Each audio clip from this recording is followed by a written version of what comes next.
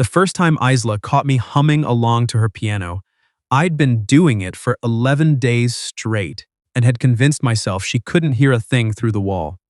In my defense, the walls in that duplex on Roby Street were supposed to be thick. That's what the rental listing had said. Heritage construction, original plaster, quiet living. Those were lies, or at minimum, aggressive optimism from a landlord who had never lived in the building. What I'd learned in my first month there was that I could hear every hinge on Isla's kitchen cabinet, the exact route her cat took across her hardwood floor at 2 in the morning. And, beginning the third morning after she moved in, the sound of someone playing piano, with enough feeling that I'd stopped making breakfast just to stand still and listen. My name is Finn. I was 31, working remotely as a UX designer, and had recently moved from Toronto to Halifax looking for the kind of change that's slightly easier to explain to strangers than to yourself. The real reason was simpler and more embarrassing. My girlfriend of 4 years, Amber, had taken a job in Vancouver. We'd tried long distance for 8 months. We were very polite about it right up until we weren't, and then we had a phone call that lasted 40 minutes and settled nothing except that we were done. She kept the condo in Toronto. I moved east, rented the left half of a century-old duplex in the North End, and told my mother I was exploring new opportunities. What I was actually doing was eating cereal for dinner and learning the difference between being alone and being lonely, which it turned out was significant. The right half of the duplex had been empty when I moved in. Isla arrived on a Saturday in late September with a small moving truck, a folding table she managed to carry alone, despite it being an objectively unreasonable size, and an orange tabby in a hard-sided carrier who made it very clear that nothing about this move had been approved by him.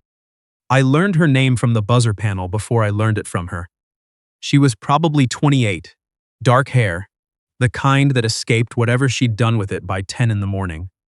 She had the slightly harried look of someone managing several things at once, but not panicking about any of them. The first time we spoke was over the recycling bins. Blue bins for paper and cardboard, I said. Green is compost. Black is everything else, but half the things they say go in black actually go in blue, so I'd just Google it before you commit. She looked at me. That sounds like experience talking. I composted a soup can in my first week. The city left me a note. No stamp, very formal. That seems like a proportionate response. That was it. That was the whole conversation. I went inside feeling weirdly good about it.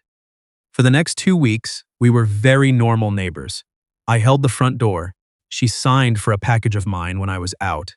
I killed a spider in the hallway and did not mention it because some gestures are better left unexplained.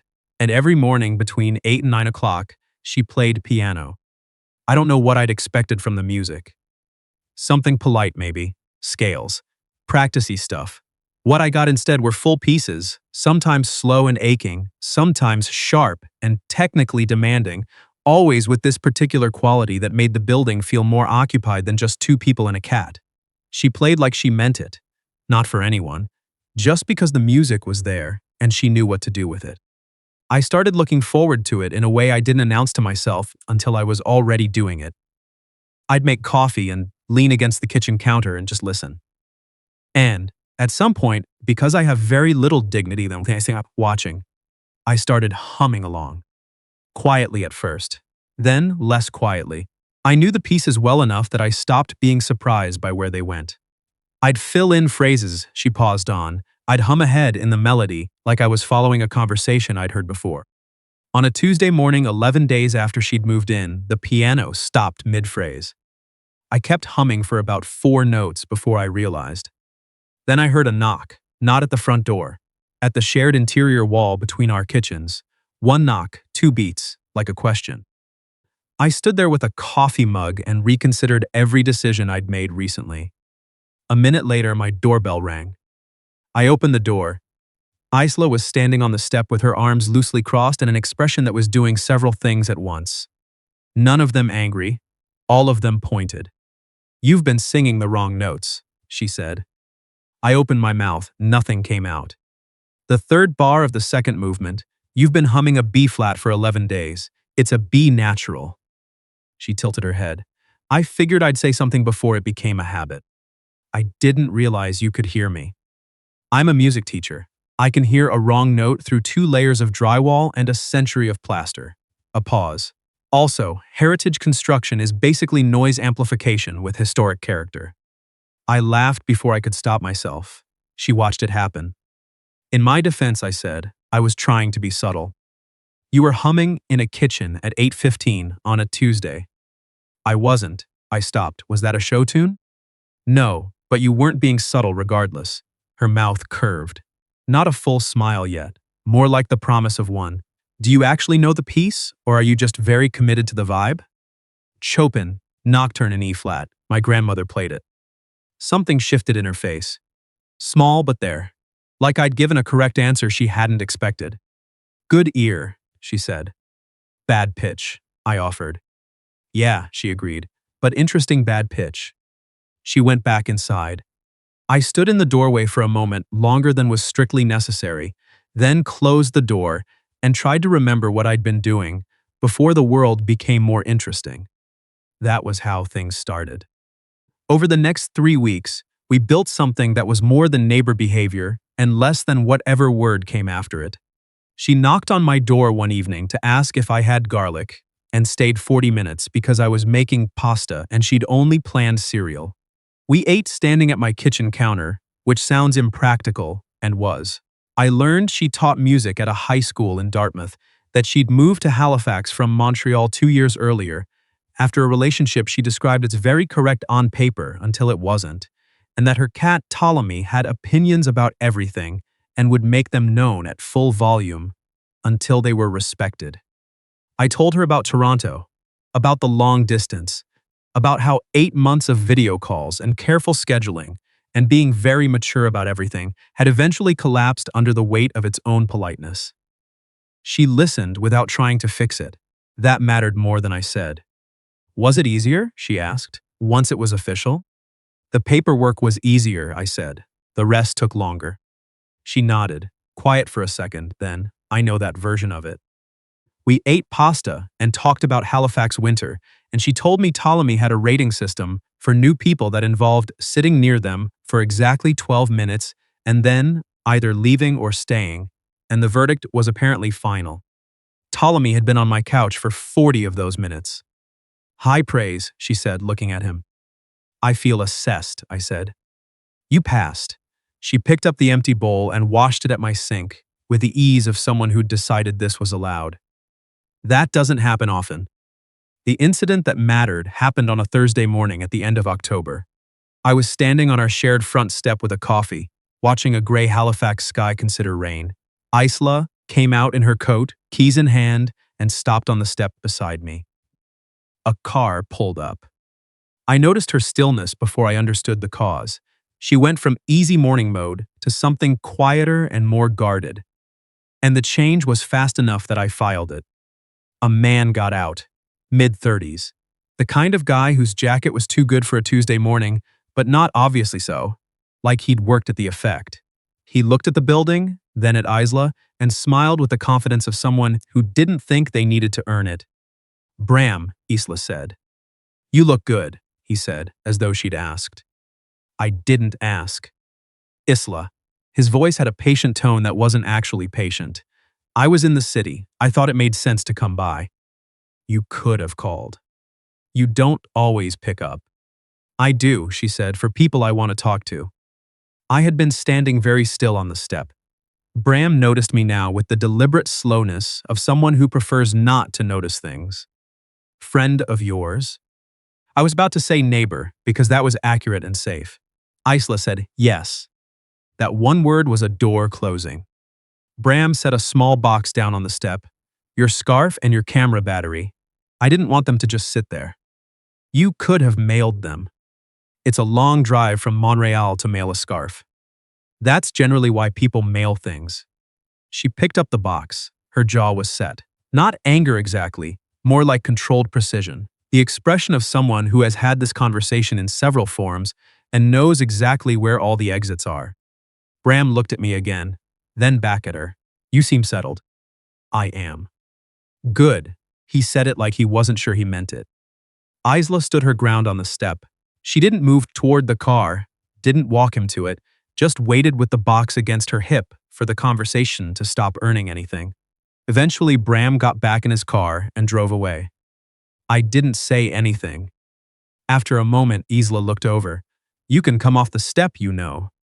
I was comfortable. "You were hovering," thoughtfully. She made a sound that was almost a laugh. "Thank you," she said, "for not jumping in. You didn't need me to." "No." She looked at the street where his car had turned the corner. "But I noticed that you understood that." That sentence stayed with me. We walked to the waterfront that afternoon, down to the boardwalk along the harbor where the gray water moved heavy and slow, and the smell was salt and something industrial and entirely itself. Isla kept her hands in her coat pockets and her eyes ahead. After a while, she said, "That was the relationship from Montreal." I gathered. He used to decide things for me in advance. Small things, mostly. What I needed, what I meant, how I felt about whatever had just happened. She paused. It took me a long time to notice, because he was never wrong in a big dramatic way. He was just quietly certain I couldn't read my own mind. I walked beside her. The boardwalk was empty this far along, just the two of us and the October light going low over the water. "I used to apologize for things he decided I'd done," she said. "Then one day I couldn't remember the last time I'd apologized for something I actually believed I'd done wrong, and I left." "Good," I said. She glanced over. "That simple?" "I mean it as yes, that was the right call." She was quiet for a moment, then a little softer. "He came to offer proof that something happened. That's what Bram does. He keeps records. He kept your scarf for 6 months. 7, she almost smiled. He's thorough." I looked out at the water. "And now?" "Now the scarf is in the box, and the box is going in the recycling." She said it without drama, just fact, the way you talk about something you've actually finished with. "That part's done." Somewhere out on the harbor, a foghorn sounded once. Isla stopped walking. She turned to look at me, and the low light caught the side of her face, and I looked at her for 1 second longer than anything I could call neutral. She noticed. Of course she did. "You do that sometimes," she said. "Do what?" "Look at me like you're trying to figure something out, and then immediately try to look like you weren't." My hands went deeper into my pockets. "That's a very specific observation." "I'm observant," she said. "Also, you've been doing it since the recycling bins." I thought about deflecting. I had several options ready. I'd been maintaining a small library of them for weeks. Instead, I said, "I'm not very good at wanting something halfway." The air between us shifted. Not dramatically, just enough. Isla's expression changed. The guarded, measured thing she wore. Around the edges went somewhere quieter. She looked at me like I'd said something she'd been turning over herself. "Is that what this is?" she asked. "I think so." She looked down the boardwalk, the water, back at me. "Finn," she said. "Yeah. I play piano every morning at 8. I know. And for the last 3 weeks you've been humming along through a wall." She tilted her head. "Badly. We've covered this." "I'm covering it again." Her voice was lower now, "because the reason I knocked on your door wasn't the B-flat." Something in my chest went very still. "I knocked," she said, "because I wanted an excuse to meet you properly." I looked at her on that waterfront, the harbor gray and wide behind her, and realized I'd spent 11 days thinking I was being subtle when I was actually just being obvious to someone who had decided to be patient with me. "I like your music," I said. She raised an eyebrow. "That's your opener?" I'm not done. I took a breath. "I like that you correct wrong notes instead of ignoring them. I like that you told Bram exactly what you meant without performing it. I like that Ptolemy has a rating system and takes it seriously, and that you do too, which tells me something." I paused. "I like that you eat standing up at the counter and act like that's normal." "It is normal. It is when you do it." I looked at her. "I like you, not as a neighbor, not as a convenient coincidence. I mean, I like the way you move through the world and the way you think, and the fact that you played the wrong notes back at me through the wall when you came to correct mine." Isla went very still. Then the edge of her mouth moved. "I did do that," she said. "I noticed." I was testing something. Did I pass? She was quiet for one more second. Then, she stepped forward on that gray October boardwalk and kissed me, clean and unhurried and completely decided, and I stopped cataloging things to worry about for the first time in a long while. When we pulled apart, she looked up at me. "You were flat, by the way," she said. "That morning in the kitchen, not just the wrong note, actually flat. And you waited 11 days to tell me." I was enjoying it. I laughed, and she smiled into it, and somewhere, up the boardwalk, a couple with a dog looked at us briefly and looked away. And the harbor kept moving the way it always had. That was October. By January, her cashmere throw was on my couch. By March, we discovered there was a door between our units that someone had drywalled over in the 90s, which we opened and then immediately argued about which side had better kitchen light. Her side. I didn't concede that immediately. Ptolemy relocated to my unit entirely, and with great authority, which Isla called betrayal, and I called a practical alignment of interests.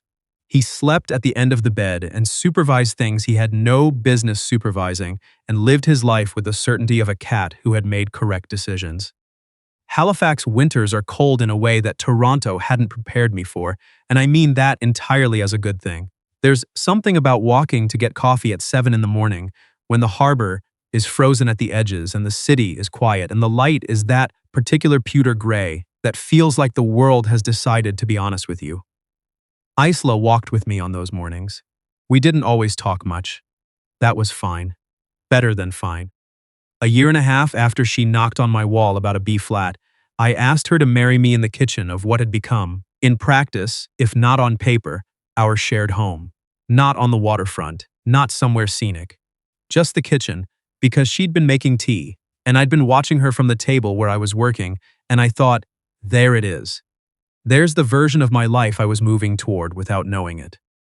She said yes before I finished the sentence. Then she told me she'd known since the first week that I was humming along, and that she'd waited to knock because she was checking whether I'd stop once I thought she was listening. "What were you checking for?" I asked. "Whether you'd stop being yourself because you thought I was paying attention." She wrapped her hands around her mug. "You didn't. We got married in the fall, out in the Annapolis Valley, where the trees had gone amber and red and gold all at once, like something trying very hard to be beautiful and succeeding completely. Small, family, and a few people who mattered. Ptolemy did not attend, but held everything down on the home front with characteristic authority. The music played, because of course it did. And now sometimes, on quiet mornings when Isla is at the piano, and I'm at the kitchen table with coffee, and the Halifax light is doing what Halifax light does, I'll catch myself humming along. Old habit. Still flat, wrong on the third bar. She'll stop playing, tap twice on the wall between us, and when I appear in the doorway, she'll look at me over her shoulder, with one eyebrow raised. "You're still flat," she'll say. And I'll always say, "I know, come fix it." And she always does.